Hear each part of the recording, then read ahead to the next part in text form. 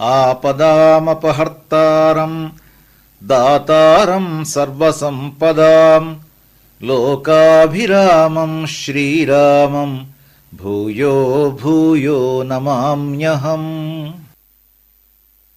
37వ సర్గ. హనుమంతుడి మాటలు విని సీత అతడికి ధర్మార్థసహితమైన ప్రత్యుత్తరం ఇచ్చింది. అమృతం విషసంసృష్టం త్వయా వానరభాషితం. హనుమా, నువ్వు చెప్తున్న మాటలు విషం కలిపిన అమృతంలా ఉన్నాయి.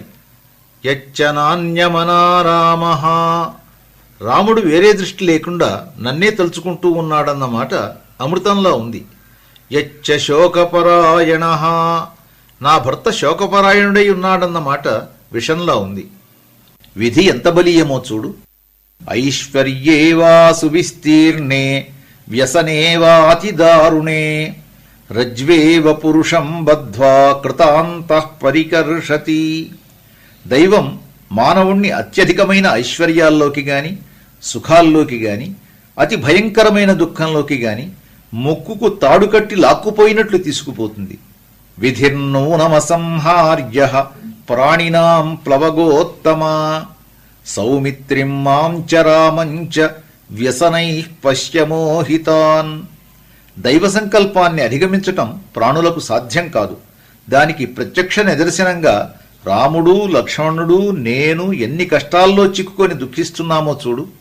ముల్లోకాలను పాలించదగిన రాముడు సముద్ర మధ్యంలో ఓడ పిగిలిపోతే ఒడ్డుకు చేరడానికి ఈది అలిసిపోయిన వాడిలా ఈ శోకసాగరంలో పడి ఉన్నాడు. ఈ శోకసాగరాన్ని నేను ఎప్పుడు దాటుతానో కదా. రాక్షసులను సంహరించి రావణుణ్ణి హతమార్చి రాముడు లంకను ఎప్పుడు నాశనం చేస్తాడో కదా. సంవత్సర కాలం పూర్తయ్యేలోగా నన్ను రక్షించడానికి తొందరపడాలని రాముడికి చెప్పు. రావణుడు నాకు 12 మాసాలు గడువు ఇచ్చాడు. ఇప్పుడు వర్తతే దశమో మాసః, 10వ నెల గడుస్తోంది. ఇంకా 2 మాసాలు మాత్రమే జీవించి ఉంటాను. నన్ను తిరిగి రామునికి అప్పగించమని రావణుడి తమ్ముడు విభీషణుడు ఎన్నో విధాల బతిమాలాడు. రావణుడు అంగీకరించలేదు. ఆ దురాత్ముడికి మంచి మాటలు నచ్చవు. వాడికి కాలం మూడింది. రావణం మార్గతే సంఖ్యే మృత్యువు వాడి కోసం యుద్ధభూమిలో వెదుకుతోంది. విభీషణుడి భార్య పంపగా అతడి పెద్ద కూతురు అనల వచ్చి నాకివన్నీ చెప్పింది. నా అంతరాత్మ పరిశుద్ధంగా ఉంది. రాముడిలో అనేక సద్గుణాలున్నాయి. అందుచేత రాముడు నన్ను అచిరకాలంలోనే తిరిగి పొందుతాడనే నమ్మకం నాకుంది. ఒంటి చేత్తో 14,000 మంది రాక్షసులను చంపిన వీరుడికి భయపడింది శత్రువెవడు? శచీదేవికి దేవేంద్రుడి ప్రభావం తెలిసినట్లు నాకు రాముడి ప్రభావం తెలుసు. ఇలా కన్నీళ్లతో కొంత బేలగాను రాముడు రక్షిస్తాడని కొండంత ధైర్యంతోనూ సీత మాట్లాడిన మాటలు విని హనుమంతుడిలా అన్నాడు. తల్లి, రాముడు వెంటనే వానర వృక్ష సైన్యాలతో వస్తాడు, నిన్ను రక్షిస్తాడు. అంతవరకు వేచి ఉండలేకపోతే నిన్ను ఇప్పుడే ఈ దుఃఖం నుంచి విడిపిస్తాను. ఉపారోహ మమ పృష్ఠమనిందితే, నువ్వు అత్యంత పవిత్రమైన దానివి, నా వీపు మీద ఎక్కు. త్వాం హి పృష్ఠగతాం కృత్వా సంతరిష్యామి సాగరం శక్తిరస్తి మే వోఢుం లంకామపి సరావణాం. నిన్ను వీపు మీద కూర్చోబెట్టుకుని సముద్రాన్ని అవలీలగా దాటుతాను. నిన్నే కాదు, రావణుడితో సహా లంకనంతనీ మోసుకుపోగలను. హోమం చేసిన ద్రవ్యాన్ని అగ్ని దేవేంద్రుడికి అందించినట్లు నిన్ను రాముడికి అందిస్తాను. దైత్య సంహారానికి సిద్ధమైన విష్ణువులా రాక్షస వధకు ఉద్యమిస్తున్న రాముడిని నువ్వు ఇప్పుడే చూడగలవు. ఆలోచించకు, నా వీపు మీద ఎక్కు. రోహిణి చంద్రుడి వద్దకు చేరినట్లు రాముడి వద్దకు చేరు. ఆకాశ మార్గంలో సూర్యచంద్రులను పలకరిస్తున్నావా అన్నట్లు ప్రయాణించు. రాక్షసులు తరుముకొస్తారని భయపడకు. లంకలో ఉన్న రాక్షసులెవరూ నా వేగాన్ని అనుసరించలేరు. నా మాట నమ్ము. సందేహించకుండా నా వీపు మీద కూర్చో. వెంటనే రాముడి సన్నిధికి వెళ్ళిపోదాం. హనుమంతుడి సంకల్పం విన్న సీతకు ఆనందమూ వేసింది, కొంత వినోదంగానూ అనిపించింది. కథం వాల్ప శరీరస్త్వం మామితో నేతుమిచ్చసి సకాశం మానవేంద్రస్య భర్తుర్మే ప్లవగర్షభా. నువ్వు చూస్తే ఇంత బుల్లి పిల్లి పిల్లంత అల్పమైన శరీరంతో ఉన్నావు. నీకంటే ఎంతో పెద్దగా ఉన్న నన్ను నా భర్త వద్దకు మోసుకుపోతానంటున్నావు. అది నీకెలా సాధ్యమనుకుంటున్నావు? రాముడు కూడా దగ్గరలో లేడు, ఎక్కడో కొన్ని 100 యోజనాల దూరంలో ఉన్నాడు. తదేవ ఖలు తే మన్యే కపిత్వం హరియూథప. దీన్ని బట్టి నువ్వు అనుమానం లేకుండా స్థిరమైన ఆలోచన లేని వానరుడివే అని రుజువైంది. సీత మాటలు విని చింతయామాస లక్ష్మీవాన్ నవం పరిభవం కృతం. ఆహా, నేడు నాకిలా కొత్తగా పరాభవం కలిగింది కదా. ఈ సీతకు నా బలపరాక్రమాలు తెలియవు. నేను కోరిన రూపం ఎలా ధరించగలనో ఈమెకు చూపిస్తాను అనుకున్నాడు. సతస్మాత్ పాదపాద్ధీమాన్ ఆప్లుత్య, చెట్టు మీద నుంచి కిందకు దూకాడు. శరీరం పెంచడం ప్రారంభించాడు. మందర పర్వతమంత ఎత్తై వజ్రాయుధాల వంటి గోళ్లతోనూ కోరలతోనూ ప్రజ్వలిస్తున్న అగ్నిలాంటి తేజస్సుతోనూ సీత ఎదుట నిలిచాడు. తేరిపార చూస్తున్న సీతతో, దేవి, అరణ్యాలతోనూ పర్వతాలతోనూ కోట బురుజులతోనూ సహా ఈ లంకనంతనీ మోసుకుపోగల శక్తి నాకుంది. నిన్ను అనాయాసంగా మోసుకు వెళ్లగలను. నువ్వు నిస్సంకోచంగా నా వీపు మీద కూర్చో. రాముడిని కలిసి విశోకం కురు వైదేహి రాఘవం సహ లక్ష్మణం, రామలక్ష్మణుల శోకం పోగొట్టు అన్నాడు. హనుమంతుడి భీమరూపం చూసి సీత ఇలా అంది, హనుమా, నీ ధైర్యం బలం నాకు తెలుసు. నీ గమనాన్ని ఎవరూ అడ్డుకోలేరని తెలుసు. నీ తేజస్సు అగ్నితో సమానమైనదని తెలుసు.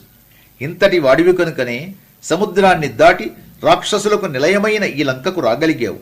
ఇది సామాన్యుల వలన జరిగే పని కాదు కదా. నువ్వు నన్ను సునాయాసంగా రాముడి వద్దకు తీసుకువెళ్లగలవు. అందులో నాకేమీ సందేహం లేదు. అయితే మనం రామకార్యం చెడకుండా ఏమి చెయ్యాలి అని ఆలోచించాలి. అలా చూస్తే నేను నీతో రావడం సరైన పని కాదు. దానికి 3 కారణాలున్నాయి. మొదటి కారణం, వాయువేగ సవేగస్య వేగో మాం మోహయేత్తవ. నువ్వు వాయువేగంతో పెడుతుంటే నేను కంగారు పడవచ్చు. భయంతో కళ్ళు తిరిగి నేను కింద పడిపోవచ్చు. అలా పడితే సముద్రంలో ఉన్న జలచరాలు నన్ను వెంటనే పట్టి తినేస్తాయి. అంతేకాదు, నువ్వు నన్ను తీసుకువెళ్లడం చూచి రావణుడు భయంకరులైన రాక్షసులను నీ మీదకి పంపుతాడు. వారంతా శూలాలు ముద్గరాలు ధరించి నిన్ను చుట్టుముట్టుతారు. అప్పుడు ఆత్మరక్షణే నీకు కష్టమవుతుంది. ఆ సమయంలో నిన్ను నువ్వు రక్షించుకుంటూ నన్ను కూడా రక్షించవలసి ఉంటుంది.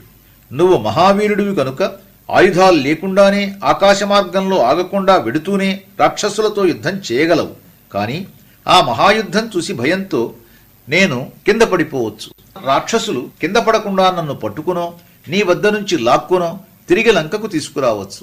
అదీకాక అవ్యవస్థౌ హి దృశ్యేతే యుద్ధే జయపరాజయౌ. అంతటి యుద్ధమే జరిగితే ఎవరు గెలుస్తారో ఎవరు ఓడిపోతారో చెప్పలేం. నిస్సందేహంగా నువ్వొక్కడివే ఈ రాక్షసులందరినీ సంహరించగలవు. కాని అలా చేస్తే రాముడి కీర్తి దెబ్బతింటుంది. మొత్తానికి ఎలాగోలా రాక్షసులు నన్ను పట్టుకుంటే ఇకపైన ఎవరూ తెలుసుకోలేని రహస్య ప్రదేశంలో బంధించవచ్చు. అప్పుడు నువ్వు పడిన శ్రమ అంతా వృధా అవుతుంది. రామలక్ష్మణుల జీవితాలు, సుగ్రీవారి వానరవీరుల జీవితాలు, వానర సైన్యం జీవితాలు అన్నీ నా మీదే ఆధారపడి ఉన్నాయని చెప్పావు కదా. నేనెక్కడున్నానో తెలుసుకొని ఆ పైన మళ్లీ నా జాడ పోగొట్టుకుంటే నువ్వు సాధించినదంతా వ్యర్థమైపోతుంది. అందువల్ల ఏ విధంగా చూసినా రాముడు నీతో కలిసి వచ్చి నన్ను విడిపించడమే సరైన పద్ధతి. ఇంతేకాదు, 2వ కారణం కూడా ఉంది. నేను పతివ్రతను. రామాదన్యస్య వానర నస్పృశామి శరీరంతూ. రావణ్ణి తప్ప పరపురుషుణ్ణి స్పృశించను. అయితే రావణుడు నన్ను ముట్టుకున్నాడంటావేమో. అనీషా కింకరిష్యామి వినాథా వివశాసతి. అబలం, రక్షించేవారెవ్వరూ అక్కడ లేరు. దుష్టుడికి అధీనురాలినయ్యాను. ఏమీ చెయ్యలేని స్థితి అది. అంతే తప్ప తెలిసి పరపురుషుడిని నేను తాకను. ఇంకా 3వ కారణం కూడా ఉంది. నన్ను అపహరించిన రావణుణ్ణి పుత్రమిత్ర బంధు సహితంగా సంహరించి తీసుకువెళ్లడమే రాముడికి తగిన పని. రాముడు ధనుస్సు ధరించి యుద్ధరంగంలో నిలబడితే, పక్కన లక్ష్మణుడుంటే, అగ్నికి వాయువు తోడైనట్లు ఆ సోదరులు విజృంభిస్తే వారి ముందు ఎవరు నిలవగలరు? ప్రళయకాల సూర్యుడిలా రాముడు రణరంగంలో నిలిస్తే అతడి పరాక్రమాన్ని ఎవరు తట్టుకోగలరు? నువ్వు వెంటనే నా భర్తని, లక్ష్మణుణ్ణి, వానరసేన నాయకులిని ఇక్కడికి తీసుకురా. రాముణ్ణి తలుచుకొని దుఃఖిస్తున్న నాకు ఈ ఒక్క విధంగానే దుఃఖోపశమనం కలుగుతుంది. అందుకు పూనుకో. స్వస్తి.